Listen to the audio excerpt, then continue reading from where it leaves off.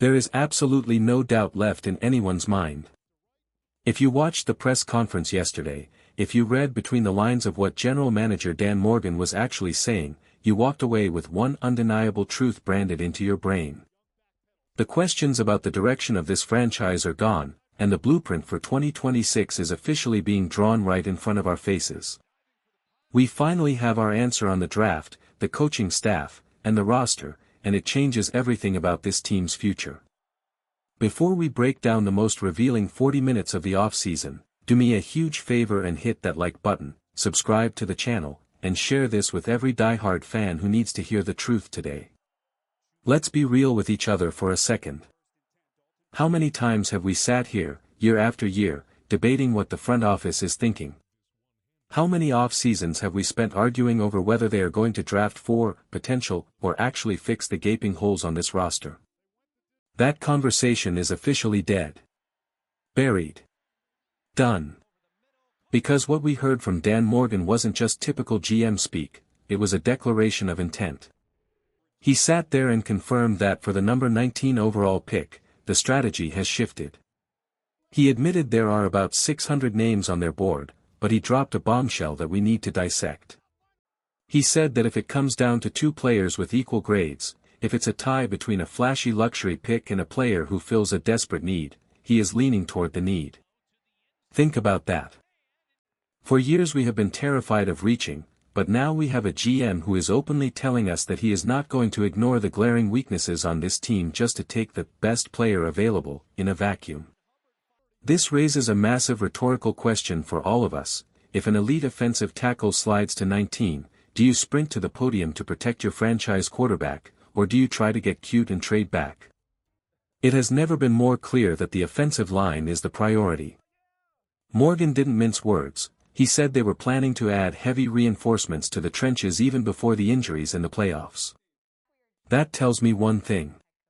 The first 3 rounds of this draft are going to be heavy on the big boys. If we leave the 3rd round without a new lineman to protect Bryce Young, I will be absolutely shocked. It is not just a want anymore, it is a survival necessity. But while the draft strategy is starting to crystallize, the situation in the backfield is getting messy. We need to talk about the running back room because it is about to change drastically.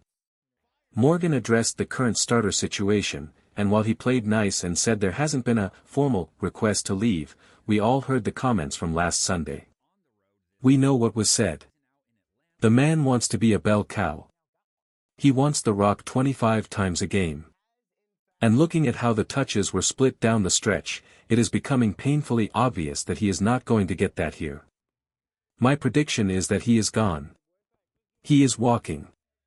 And honestly, I think I am okay with it. Why? Because we have reinforcements coming. We have a rookie who has been rehabbing, waiting in the wings, who Chuba Hubbard just called one of the hardest workers he has ever seen. The mentorship there is real. The torch is being passed. We are looking at a future where we don't need to overpay a disgruntled back because we have a young, hungry, explosive talent ready to remind the league why he was the top back in his class before the injury. This brings us to the most controversial part of the entire press conference, and I need you to really listen to this because it splits the fan base right down the middle. We got confirmation on the coaching staff. Despite the defensive collapse in the final minutes of the season, despite the frustration we all felt watching that lead evaporate, the decision has been made. The defensive coordinator is staying. Morgan confirmed that his contract extension was actually lined up to match head coach Dave Canales' deal before the 2025 season even started. They are locked at the hip. They believe in this 3-4 scheme. But, and this is a massive, but, Morgan slipped in a contingency plan. He explicitly mentioned that if the coordinator were to leave for a head coaching gig, he believes this roster is flexible enough to switch back to a 4-3. That is a GM covering his bases. He knows the defense was a roller coaster. He knows the pass rush disappeared when it mattered most. This is the controversial question of the day. I need you to answer in the comments right now. Do you agree with retaining the defensive coordinator after that playoff meltdown for the sake of stability, or is this a mistake that is going to hold the team back in 2026? I want to see your honest thoughts down below because I know the fanbase is completely torn on this. On one hand, you can say the defense improved statistically. On the other hand, this is a results-oriented business, and when you can't get off the field with the game on the line, it leaves a scar. But let's pivot back to the offense because there is a massive silver lining here that we need to acknowledge. We have found a legitimate core for the future. We received confirmation that the front office is looking to extend Jalen Coker. They want him here long-term. And why wouldn't they? The chemistry he has with Bryce is palpable. It's real. We spent so much energy worrying about who would be the number 2 receiver, and the answer was right there on the roster the whole time. And it's not just him. Quietly, they are looking at cornerback Michael Jackson for a potential extension after the 2026 season if he keeps playing at this level. That is how you build a sustainable winner.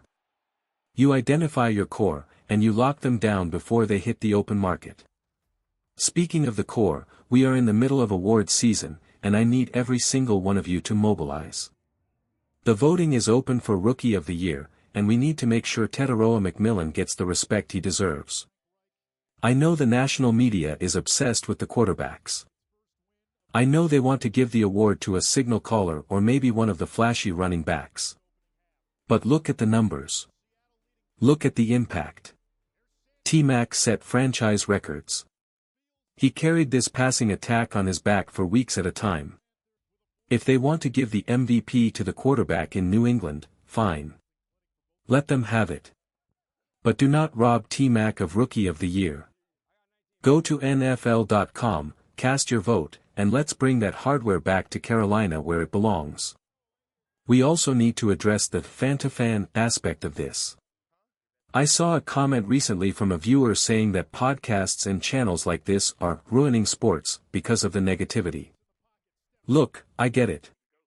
It's exhausting to hear criticism. But here is the reality, we are fans. We ride the roller coaster.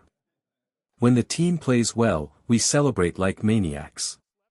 When the defense gives up a game-winning drive in the playoffs, we are going to call it out. That isn't hate, that is passion. We want this team to win just as badly as the players do. If voicing frustration after a heartbreaking loss is whining, then so be it. But I am not going to sit here and tell you everything is sunshine and rainbows when we have work to do. We are entering an off-season of optimism, not desperation. We have the number 19 pick. We have a GM who isn't afraid to draft for need. We have a quarterback who just proved he belongs on the big stage. And we have a locker room that believes they are close. General Manager Dan Morgan has his work cut out for him, but the checklist is shorter than it's been in a decade. Fix the pass rush. Build a fortress around Bryce Young. Get the run game sorted out with the young guys. We aren't the same old team anymore. We aren't the team drafting in the top 5 because we are awful. We are the team picking 19th because we were a contender. We are the team that went toe-to-toe with a veteran powerhouse and arguably should have won. That belief is dangerous. A team that knows they can win is infinitely more scary than a team that hopes they can win. The 2026 season starts now. The combine is coming. Free agency is looming. And every single decision made in the next 3 months is going to determine if we are one-hit wonders or if we are building a dynasty. Let me know what you think. Are you trusting Dan Morgan's plan for the draft? And who is your dream pick at number 19?